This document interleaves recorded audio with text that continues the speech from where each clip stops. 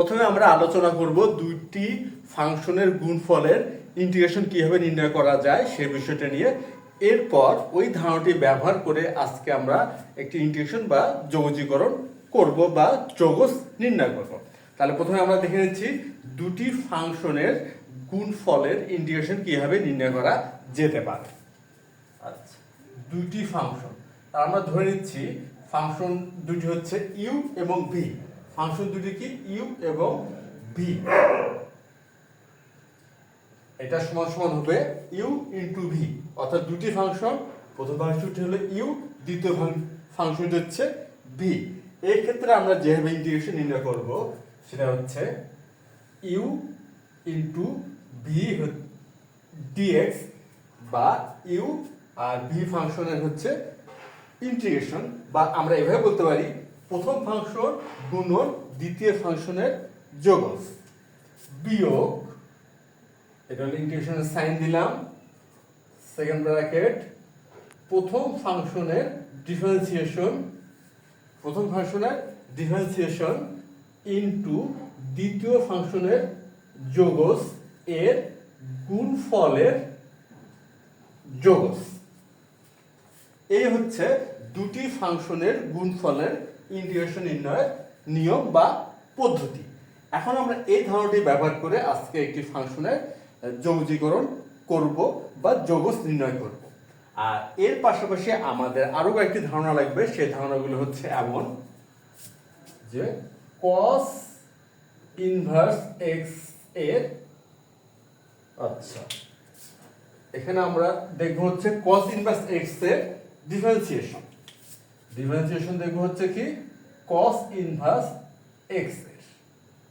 আমরা জানি cos inverse x এর ডিফারেন্সিয়েশন হয় -1 divided by √1 minus x square. এটা হচ্ছে cos ইনভার্স এক্স এর ডিফারেন্সিয়েশন। সেটা কি হয়? -1 divided by √1 minus x square.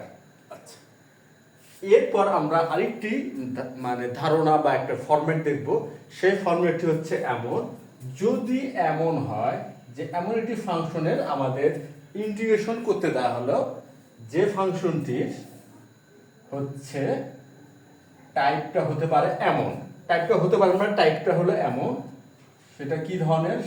সেটা হচ্ছে, আমরা খেয়াল করি এই ধরনটা আর কি বা ফরম্যাটটা। এই ফাংশনটি হবে হচ্ছে একটি ভগ্নাংশ আকারের ফাংশন। আর দ্বিতীয় যে বৈশিষ্ট্যটা, সেই বৈশিষ্ট্যটা হচ্ছে এমন, এই হরের যে হর যেটা আছে আর কি, ফাংশনটি যদি ভগ্নাংশ আকারে তাহলে অবশ্যই হর থাকবে। আর হরের যে অংশটি থাকবে বা হর যেটি থাকবে আর কি, হর যেটি হবে সেই ক্ষেত্রে বর্গমূল বাদে যে অংশটি থাকবে, অর্থাৎ হর হচ্ছে কি, এই ফাংশনটির হর হচ্ছে √ফাংশন অফ এক্স। এটা হলো ফাংশনটির হর। আর এই হরের আমরা বর্গমূল চিহ্ন বাদে পাবো হচ্ছে ফাংশন অফ এক্স। তাহলে বর্গমূল চিহ্ন বাদে যে অংশটুকু থাকবে, সেই অংশটুকুর ডিফারেন্সিয়েশন যদি লব হয়, আমরা খেয়াল করি এই ফাংশনটির বৈশিষ্ট্যটা কি? ফাংশনটির বৈশিষ্ট্য হচ্ছে দুইটি। প্রথমত ফাংশনটি হতে হবে ভগ্নাংশ আকারে, আর দ্বিতীয়ত যেটি হর থাকবে আর কি, বা যেটি হর হবে সেই হরের বর্গমূল চিহ্ন বাদে যে অংশটি আমরা পাবো, সেই অংশটিকে ডিফারেন্সিয়েশন করলে যদি লব পাওয়া যায়, সেক্ষেত্রে ওই ফাংশনটির ইন্টিগ্রেশন হবে, কি হবে? সেই ইন্টিগ্রেশনটা হবে 2 গুণন হর প্লাস সি।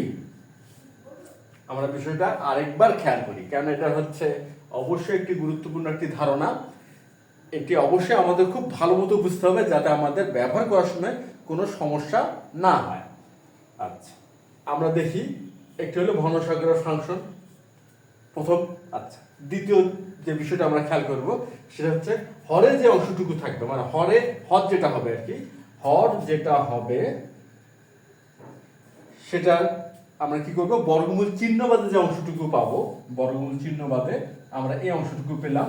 আর এই অংশটুকুর ডিফারেন্সিয়েশন যদি লব হয়, এখানে আমাদের প্রাইম চিহ্ন দেওয়া আছে, এই প্রাইম চিহ্ন দিয়ে কিন্তু আমরা আমরা বুঝাই থাকি এটা ডিফারেন্সিয়েশন, অর্থাৎ এই অংশটুকুর ডিফারেন্সিয়েশন হচ্ছে লব। আমরা বর্গমূল চিহ্ন বাদে একটা অংশ পেয়েছি, আর ওই অংশটুকু ডিফারেন্সিয়েশন করে যদি লব পাই, সেই ক্ষেত্রে ওই ফাংশনটির ইন্টিগ্রেশন হবে 2 গুণন হর প্লাস সি। আর আরেকটি যে ধারণা আমাদের জানতে হবে, যদিও এটা আমরা অনেক ব্যবহার করে আসছি, তারপরে একটু আলোচনা করে নিচ্ছি যাতে আমাদের ব্যবহার করতে যায় কোনো সমস্যা না হয় বা প্রয়োগ করতে যায়, সেটা হচ্ছে ওয়ানের ইন্টিগ্রেশনের ধারণা। এন্ড ওয়ানের ইন্টিগ্রেশন করতে গেলে যে বিষয়টা আমাদের খেয়াল করতে হয় সেটা হচ্ছে চলক কি আছে। এখানে আমরা খেয়াল করি 1, এখানে আছে dx, তাহলে চলক আছে x, সেই ক্ষেত্রে ওয়ানের ইন্টিগ্রেশন হবে হচ্ছে x প্লাস সি। এই বিষয়টিও আমাদের খেয়াল রাখতে হবে বা খেয়াল করতে হবে ওয়ান ইন্টিগ্রেশন করার ক্ষেত্রে। এখানে যদি dz থাকতো তাহলে হতো z প্লাস সি, যদি d থিটা থাকতো তাহলে থিটা প্লাস সি, আর এখানে যদি dx আছে অতএব x প্লাস সি। তাহলে এই তো গেল আমাদের হচ্ছে প্রাসঙ্গিক ওইসব ধারণা, যে ধারণাগুলো ব্যবহার করে আজকে আমরা ফাংশনটির যোগজ নির্ণয় করব। এখন আমাদের দেখি আমাদের আজকে ওই ফাংশনটি আসলে কি ধরনের বা ফাংশনটি কি। আমাদের ফাংশনটি দেওয়া আছে cos ইনভার্স x, অর্থাৎ cos ইনভার্স x এর যোগজ নির্ণয় করতে হবে। আর এটা নির্ণয়ের ক্ষেত্রে আমরা ব্যবহার করব হচ্ছে এই দুইটি ফাংশনের গুণফলের ইন্টিগ্রেশন নির্ণয়ের ধারণা, আর পাশাপাশি আমাদের ব্যবহার হবে হচ্ছে cos ইনভার্স x এর ডিফারেন্সিয়েশন, আর এই যে স্পেশাল যে ফরম্যাটটি আমরা দেখলাম এই ফরম্যাটটির প্রয়োগ। এখন আমরা সমাধানটা শুরু করতে পারি। তাহলে হচ্ছে সমাধান, প্রথমে আমরা ফাংশনটি লিখে নিব।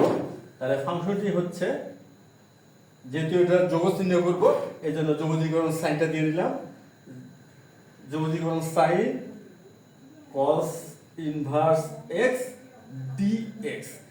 এখন কথা হচ্ছে এখানে আমরা তো ব্যবহার করতে চাচ্ছি দুটি ফাংশনের গুণফলের ইন্টিগ্রেশনের ফরম্যাটটি, দুটি ফাংশনের গুণফলের ইন্টিগ্রেশনের ফরম্যাট।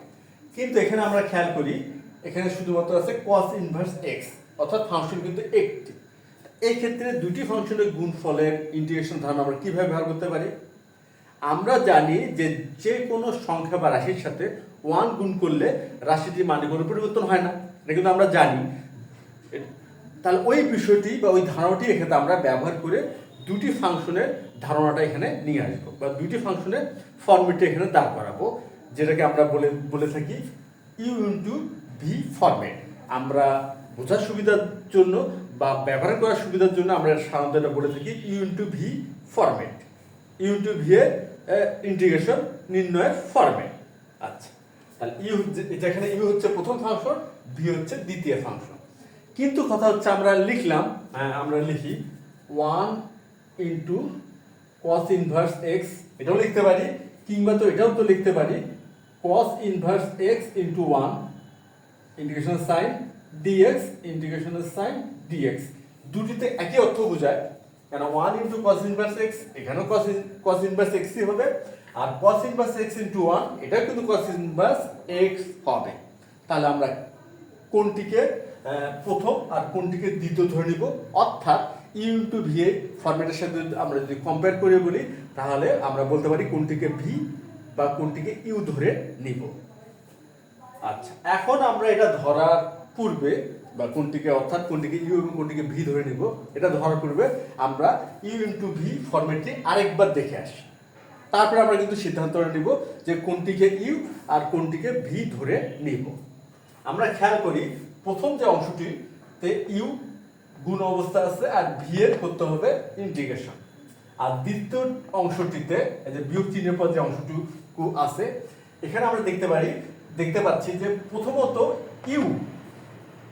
ইউ ফাংশনটির হবে ডিফারেন্সিয়েশন আর ভি ফাংশনটি হবে ইন্টিগ্রেশন। এখন কিন্তু আমরা সিদ্ধান্ত নিতে পারবো, চাইলে খুব সহজভাবে সিদ্ধান্ত নিতে পারবো কোনটিকে আসলে আমরা ইউ আর কোনটিকে আমরা ভি ধরবো। আমরা মূলত এখানে cos ইনভার্স x এর ইন্টিগ্রেশন নির্ণয় করতে চাচ্ছি, অর্থাৎ আমরা বুঝতে পারতেছি cos ইনভার্স x এর ইন্টিগ্রেশন আমরা জানি না, cos ইনভার্স x এর ইন্টিগ্রেশন আমরা জানি না। এখন আমরা খেয়াল করি কোন অংশটি ইন্টিগ্রেশন এখানে করতে হচ্ছে। এই যে ভি ফাংশনটি ইন্টিগ্রেশন এখানে করতে হচ্ছে, সুতরাং cos ইনভার্স x কে আমরা ভি ধরতে পারবো না, কেননা আমরা যদি cos ইনভার্স x এর ইন্টিগ্রেশনটা জানতামই তাহলে তো আর নির্ণয় করার দরকার ছিল না, আমরা সরাসরি লিখে দিতাম। আমরা জানি না, যেহেতু জানি না আর এখানে ভি ফাংশনটি ইন্টিগ্রেশন করতে হয়, খেয়াল করি আমরা ফর্মুলাটি খেয়াল করে বুঝতে পারতেছি যে ভি ফাংশনটি ইন্টিগ্রেশন করতে হয়, সেক্ষেত্রে কোনোভাবে আমরা cos inverse x K V ধরতে পাচ্ছি না। সুতরাং ভি ধরবো কাকে? ভি ধরবো হচ্ছে 1 কে, ভি ধরবো হচ্ছে 1 কে, তাহলে ভি হচ্ছে 1 আর ইউ হচ্ছে cos ইনভার্স x।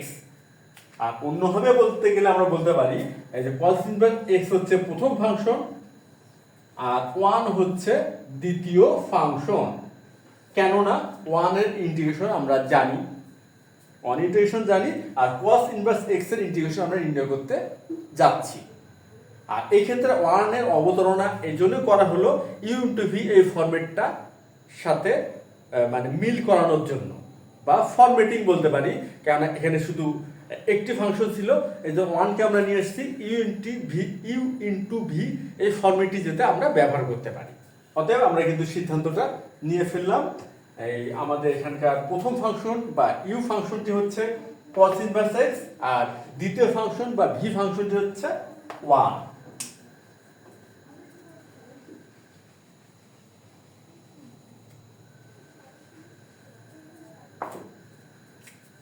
ইকুয়াল এখানে হচ্ছে তাহলে cos inverse x into 1 dx। এখন আমরা এই ফরম্যাটটি সরাসরি এখানে ব্যবহার করব। প্রথম হচ্ছে ইউ, তাহলে ইউ এখানে কি হচ্ছে cos inverse x integration sign, তারপরে ভি আর ভি হচ্ছে 1, এখানে হচ্ছে dx মাইনাস ইন্টিগ্রেশন সাইন দিলাম, সেকেন্ড ব্র্যাকেট ব্যবহার করব। আর প্রথম ফাংশন এখানে হচ্ছে cos ইনভার্স x ইনটু দ্বিতীয় ফাংশনের হচ্ছে ইন্টিগ্রেশন অর্থাৎ ভি ফাংশন হচ্ছে এখানে 1, তাহলে এখানে 1 dx। আর এই দুটি ফাংশনের বা প্রথম ফাংশনের ডিফারেন্সিয়েশন গুণন দ্বিতীয় ফাংশনের ইন্টিগ্রেশনের যে গুণফলটা হবে সেই গুণফলের আবার ইন্টিগ্রেশন, তাহলে এই জন্য এখানে লিখলাম dx আর এখানে ইন্টিগ্রেশন সাইনটা আছে। এখন আমরা স্বাভাবিকভাবে যেভাবে আর কি ডিফারেন্সিয়েশন আর ইন্টিগ্রেশন করে থাকি সেই ধারণাটি এখানে আমরা সরাসরি ব্যবহার করতে পারবো। তাহলে এখানে cos ইনভার্স x আছে গুণ অবস্থা, তাহলে থাকলো cos ইনভার্স x আর 1 এর ইন্টিগ্রেশন, এই দেখি 1 এর ইন্টিগ্রেশন যদি dx থাকে তাহলে হয় x প্লাস c, আর এখানে তো dx আছে তাহলে হবে x, তাহলে cos inverse x into x minus integration sign দিলাম। এখন দেখি এখানে আছে cos ইনভার্স x এর ডিফারেন্সিয়েশন, আর cos ইনভার্স x এর ডিফারেন্সিয়েশন হয় -1 divided by √1 minus x square, তাহলে এখানে হচ্ছে -1 divided by √1 minus x square into, আর এখানে 1 আছে 1 এর ইন্টিগ্রেশন, আমরা 1 এর ইন্টিগ্রেশন কি যেহেতু এখানে dx আছে তাহলে হবে x, তাহলে এখানে আমরা x লিখতেছি x আর এখানে তো dx, অর্থাৎ এই যে cos ইনভার্স x এর ডিফারেন্সিয়েশন আর 1 এর ইন্টিগ্রেশনের গুণফলের আবার ইন্টিগ্রেশন করতে হবে। তাহলে প্রথম অংশটি অপরিবর্তিতই থাকবে, তাহলে এখানে হবে x into cos inverse x minus এই মাইনাস আর এই মাইনাস মিলে হচ্ছে প্লাস, আমরা গুণটা করে নিচ্ছি আর কি, প্লাস হলো এখানে x divided by √1 minus x square আর dx। এখন আমরা যে বিষয়টা খেয়াল করার চেষ্টা করব যে আমাদের এই যে ফরম্যাটটি আমরা সমাধান করার শুরুতে যে ফরম্যাটটি দেখলাম, একটি ভগ্নাংশ আকারের ফরম্যাট, আর হরে কি করব বর্গমূল চিহ্ন বাদে যে অংশটুকু থাকবে হরের আর কি, তার ডিফারেন্সিয়েশন যদি লব হয় সেই ক্ষেত্রে ওই ফরম্যাট বিশিষ্ট ফাংশন ইন্টিগ্রেশন হয় 2 গুণন হর প্লাস। এখন আমরা এই ফরম্যাটটির সাথে আমরা এই যে ফরম্যাট এখন যে অংশটির ইন্টিগ্রেশন করতে হবে বা যৌগিকীকরণ করতে হবে সেই ফরম্যাটটির মিল আছে কিনা সেটা আমরা বোঝা বা দেখার চেষ্টা করি, অর্থাৎ বোঝার চেষ্টা করি। খেয়াল করি যে আমাদের যে অংশটুকুর এখন যোগজ বা যোগজীকরণ করতে হবে সে অংশটুকু কি অবস্থা আছে, ওই আছে হচ্ছে ভগ্নাংশ আকারে। এই ফরম্যাটটি কি ভগ্নাংশ আকারে, অর্থাৎ এই ফরম্যাটের প্রথম যে বৈশিষ্ট্য সেটার সাথে কিন্তু এখানে আমরা মিল পেলাম। সেই সাথে আরেকটু যদি ভালো করে খেয়াল করি, হরে কিন্তু একটি বর্গমূল চিহ্ন আছে, হরে বর্গমূল চিহ্ন আছে, আর আমাদের ফরম্যাটটিতেও হরে বর্গমূল চিহ্ন ছিল। এখন আমরা দেখব বর্গমূল চিহ্ন বাদে যে অংশটুকু থাকে সেটার ডিফারেন্সিয়েশন ল হয় কিনা। অর্থাৎ আমরা খেয়াল করি ddx 1 মাইনাস এক্স স্কোয়ার, এটা তো হরের বর্গমূল চিহ্ন বাদে যে অংশটুকু ছিল সেটাকে নিলাম ডিফারেন্সিয়েশন করে দেখার জন্য যে এটা ডিফারেন্সিয়েশন করলে আমরা লব পাচ্ছি কিনা। এখন কথা হচ্ছে ওয়ান তো একটা ধ্রুবক, ওয়ানের ডিফারেন্সিয়েশন কি হয়, ওয়ান যেহেতু ধ্রুবক তাহলে ওয়ানের ডিফারেন্সিয়েশন অবশ্যই শূন্য হয়, তা শূন্য হলো।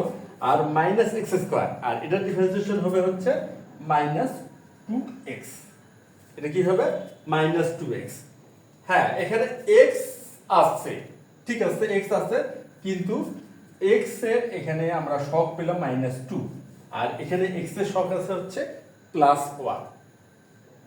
এখন আমরা কি করব, এখন আমরা একটা ফরম্যাট আনার চেষ্টা করব, অর্থাৎ এখানে আমরা -2x টা নিয়ে আসব, ফরম্যাটিং করা বলা যেটা -2টা এখানে লিখব, আর এই -2 কে মানে ব্যালেন্স করার জন্য যেহেতু এটা অতিরিক্ত এখানে একটা 1/-2 নিব।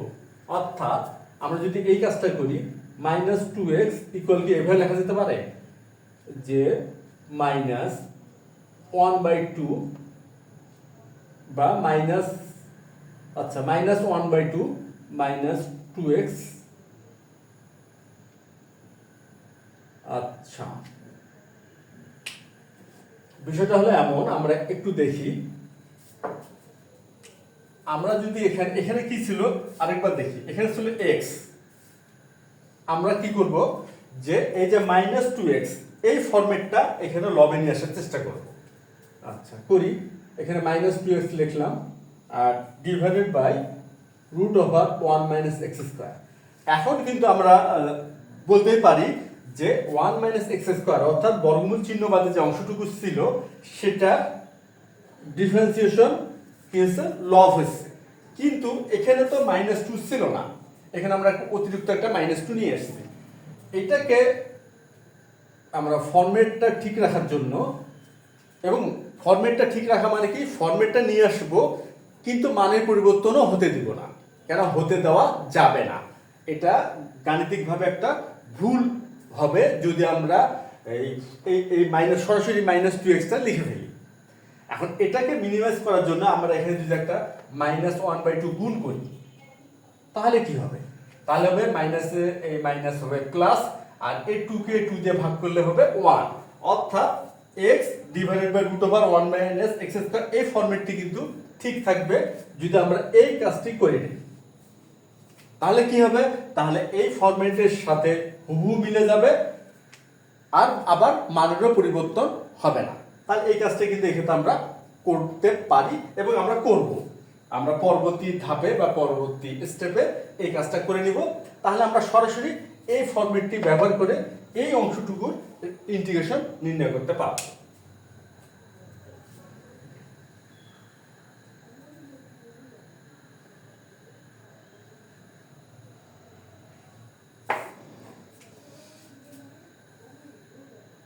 Equal cos inverse x into cos inverse x, এটা হচ্ছে প্লাস, আর এখন যেহেতু আমরা ফরম্যাটটা নিয়ে আসার চেষ্টা করি 1/-2 ইন্টিগ্রেশন সাইন দিলাম -2x divided by √1 - x² dx। এখন কিন্তু আমাদের এই যে ফরম্যাটটির সাথে এই ফরম্যাটটি হুবহু মিলে গেল, এবং এটাও কিন্তু আমরা খেয়াল করলাম যেন মানের পরিবর্তন না হয়, এবং গাণিতিকভাবে এটা আমরা দাগ বাঁধতে পারলাম যে আসলে এখানে মানের পূর্ণ পরিবর্তন হয়নি। এখন আমরা এই ফরম্যাটটা কিন্তু সরাসরি এক্ষেত্রে ব্যবহার করতে পারি। তাহলে কি হবে, ইকুয়াল হচ্ছে x into cos inverse x এই মাইনাস আর প্লাস, প্লাস মাইনাস হচ্ছে মাইনাস 1/2, তো 2 ইন্টু হর, এই যে 2 ইন্টু হর, তো 2 ইন্টু হর হচ্ছে 2 into root over 1 minus X square, আর হচ্ছে এখানে হবে কি একটা ইন্টিগ্রেশন ধ্রুবক প্লাস সি। এখন কি আমাদের কিন্তু মূল কাজটা হয়ে গেছে, এখন জাস্ট কি সরল করা, যোগজটাকে যতটা সম্ভব সরল আকারে নিয়ে আসার চেষ্টা করা, এবং আমরা ঠিক তাই করব। তাহলে এখানে পাচ্ছি আমরা x into cos inverse x, এটা হলো মাইনাস 1/2 ইন্টু 2, তাহলে কি হবে 1 হবে, তাহলে 1 হয়ে গেল, মাইনাস এটা হচ্ছে root over 1 minus X square আর প্লাস সি। আমরা অবশেষে যোগজটা নির্ণয় করে ফেললাম, অর্থাৎ অবশেষে আমরা cos ইনভার্স x এর যোগজ নির্ণয় করতে পারলাম। তা আশা করি যে পদ্ধতি বা যে ধারণাগুলো ব্যবহার করার মাধ্যমে আজকে আমরা এই যোগজটা নির্ণয় করলাম, তোমরা সেটা সবাই বুঝতে পারছো। তাহলে আজ এই পর্যন্তই, ধন্যবাদ তোমাদের সবাইকে।